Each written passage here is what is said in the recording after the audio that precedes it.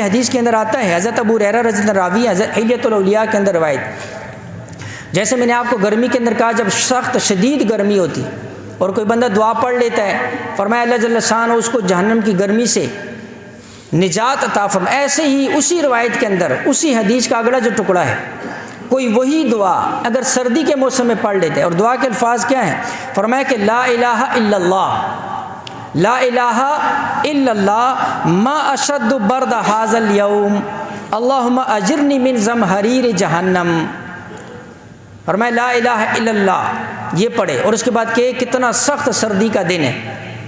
اللہم اجرنی من زمہریر جہنم، اے اللہ میں تجھ سے جہنم کے اس زمہریر والا جو حصہ ہے، سردی والا جو حصہ ہے، سردی والا جو ٹکڑا ہے، اے اللہ میں تجھ سے جو ہے نا جس کی پناہ مانگتا ہوں۔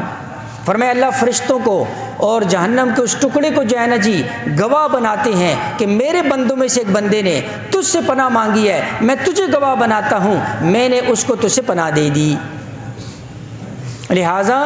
اردو میں بھی کوئی اپنے الفاظ کے اندر بھی جو ہے نا جس دعاؤں کا اہتمام کر سکتا ہے۔ تو میں نے عرض کیا سخت سردی سے بچنے کے جو ہے نا جی یہ دنیا کے اندر جس طرح اعمال ہیں، دنیا کے اندر ہم چیزیں تدابیر اختیار کرتے ہیں، آخرت کے اعتبار سے بھی اللہ کے نبی علیہ السلام نے ہمیں دعائیں سکھلائی ہیں، اعمال سکھلائے ہیں۔